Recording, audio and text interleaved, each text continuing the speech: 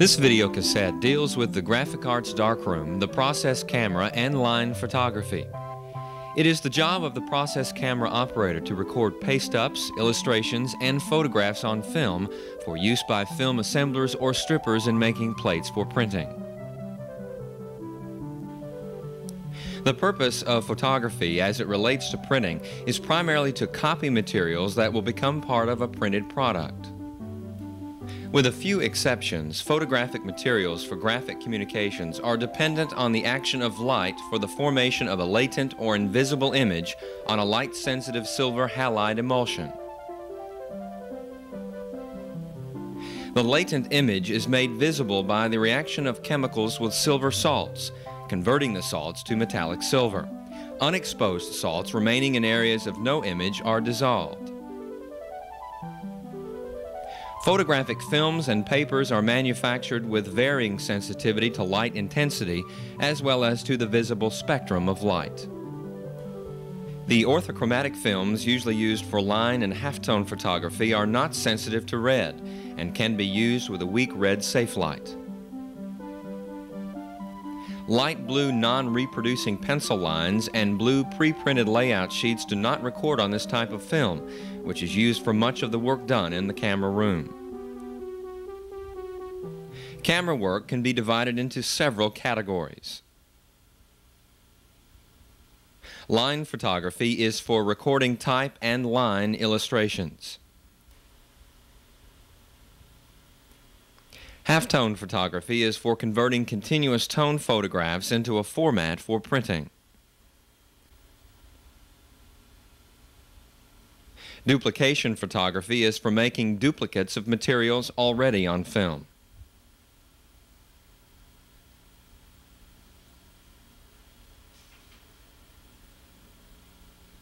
Color separation photography is for converting color photographs and transparencies for printing.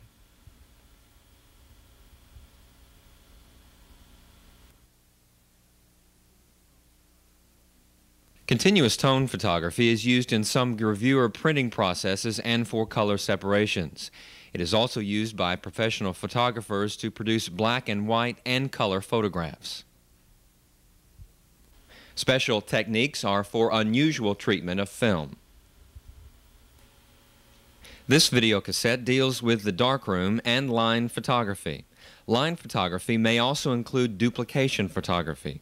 Later video cassettes will deal with other aspects of camera work.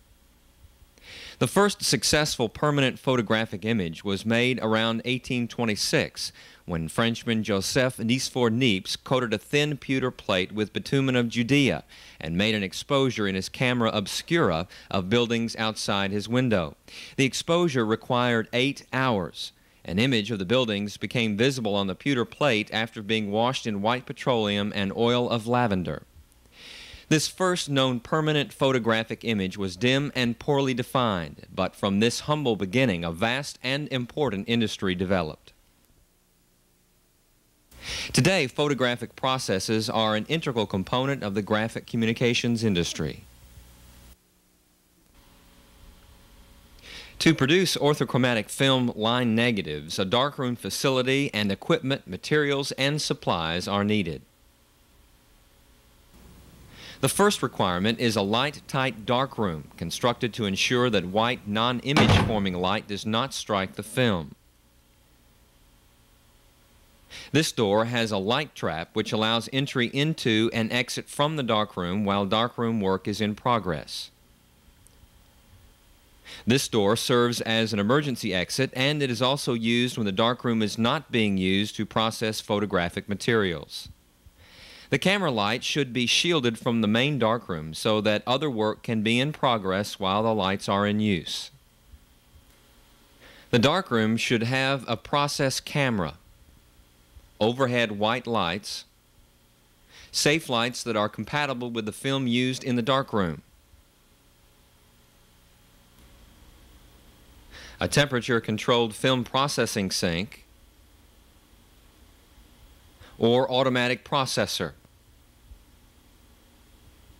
an exhaust fan, film cabinets, film cutters,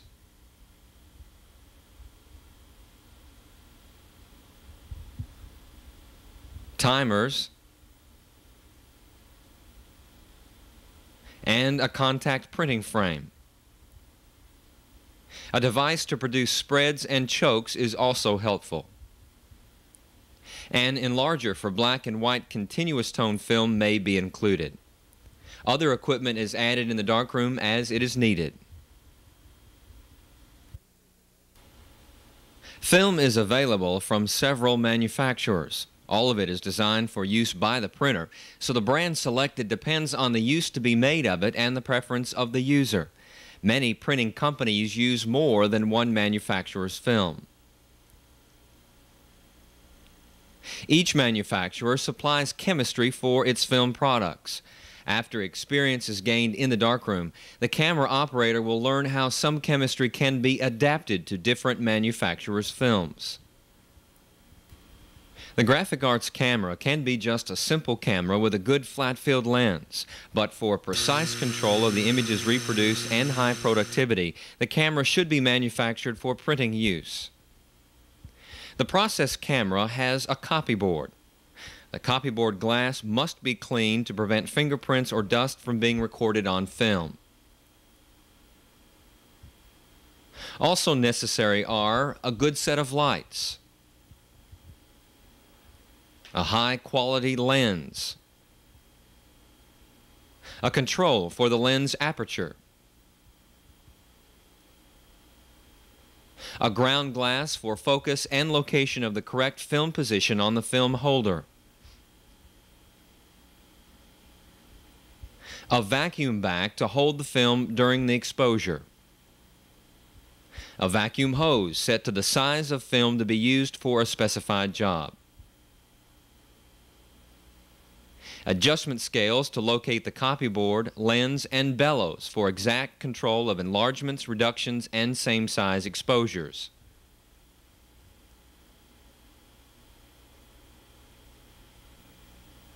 And an exposure control unit which controls the lights and the time of exposure and which opens and closes the shutter.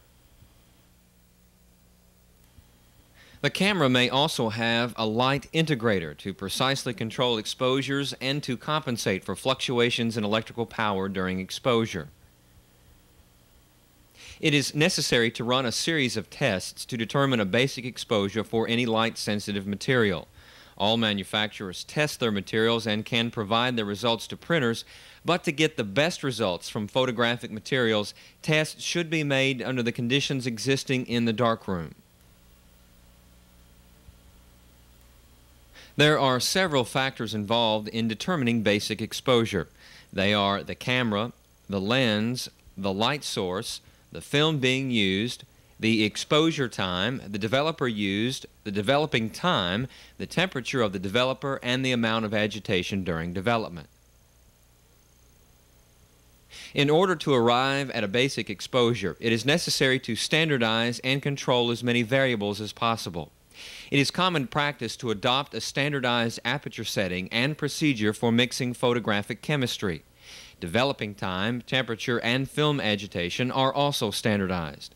This reduces the problem of obtaining a good negative to one of arriving at a correct time for exposure of the copy to the light source to produce the desired results. Correct control standards are recommended by the film manufacturer. These standards help ensure consistent results. To establish a standard for a particular darkroom, it would be better to do a series of test exposures in 2 to 5 second increments, or, if a light integrator is used, use units. The test exposure is made from line copy. The first exposure is made and more of the film is uncovered for the next exposure. This procedure continues until all exposures are made. The film is then processed and evaluated so that the best basic exposure time can be determined. All other line exposures on the camera with that particular film should use the established basic exposure time. This basic exposure time can be modified if necessary. After the basic exposure time is determined, a line negative should be exposed. This negative will be exposed and developed in the same manner as the previous step test, but it will include a grayscale.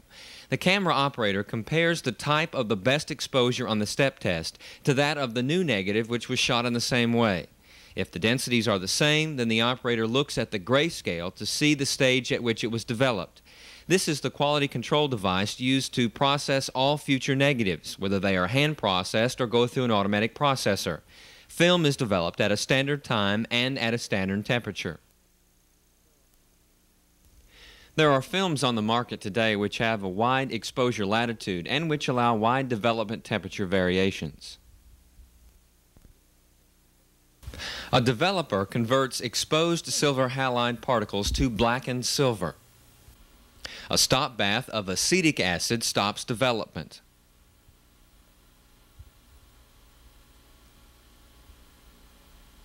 A fixer dissolves the unexposed silver nitrate that remains in the emulsion, forming the image used in the printing process. After the negative has been fixed, wash the negative in running water for at least 5 minutes. After washing, the film can be hung up to dry or placed in a film dryer. The film is now ready to go to the next step in the printing process. There are many other aspects of darkroom work. This video cassette is just an introduction to camera work for graphic communications. Additional video cassettes will follow this one.